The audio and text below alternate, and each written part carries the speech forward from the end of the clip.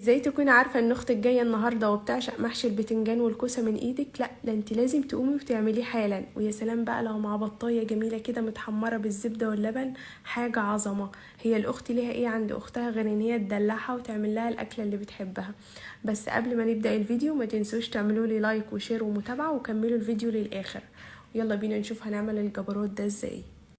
اول حاجه بقى هنعمل الصلصه في حله على النار. نزلت بشويه زيت حلوين وبعد كده هنزل بالبصل. طبعا كتري بصل على قد ما تقدري عشان يطلع مسكر معاكي وجميل. واول ما يدبل هنزل بعصير الطماطم وبس كده، وهسيبها تاخد وتدي مع بعضها عشان تتسبك كويس. نستغل بقى الوقت ده ونروح نقور المحشي البتنجان والكوسه. يلا بينا. هبدأ افرغها معاكم بالشكل ده. البتنجان لازم نرفع سمك الجوانب على عكس محشي الكوسة.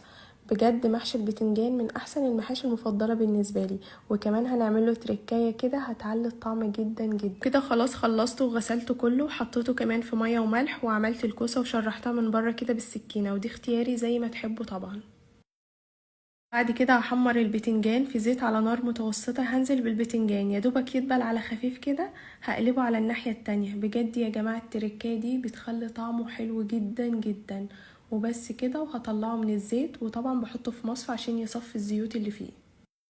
كده الصلصة بقت جاهزة معايا. هبدأ بقى اجهز خلطة المحشي. في بولة هنزل ببصلتين مفرومين وهنزل عليهم بالبهارات: معلقة كبيرة فلفل اسود، ومعلقة كبيرة كمون، ومعلقة كبيرة 7 بهارات، ومعلقة كبيرة من الكزبرة الناشفة، ونص معلقة قرفة، ومعلقة كبيرة ملح. واقلبهم مع البصل كويس، وبعد كده هنزل بالخضرة ونقلبهم برضو كويس، وبعدها هنزل بيهم على الرز ونقلبهم كويس، وبعد كده هنزل بالصلصة بالتدريج ونقلب ونقلب.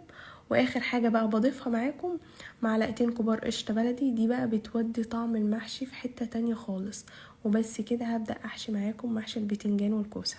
طبعا مش هنحشي المحشية للاخر علشان لما بيستوي اوريدي الرز بيزيد، ولو مليتها على الاخر هتلاقيه معجن معاكي جدا ومش مستوي خالص. تمام.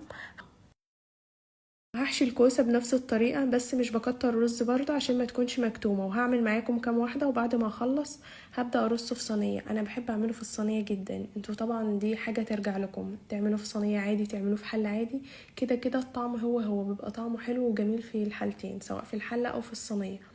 بس انا عن نفسي بحب اعمله في الصينية جدا. زي ما انتوا شايفين كده هرص الكوسة جنب بعض كده، وبعد كده هرص البتنجان. وبعد ما خلصت هشية فاض معايا شوية رز حشيت بيهم الفلفل.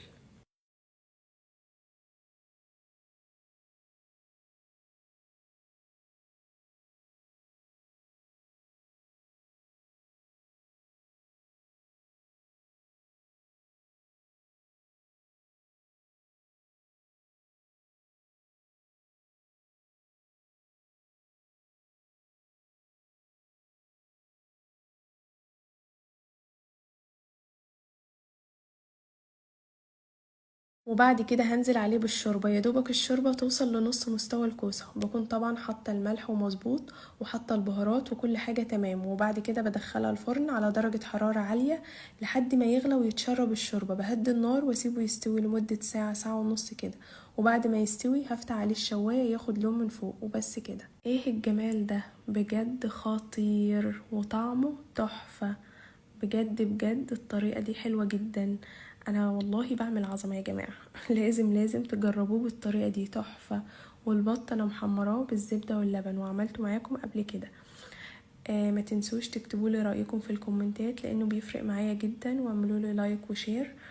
واشوفكم في فيديو جديد في اكلك ألذ مع بنات العيلة. باي باي.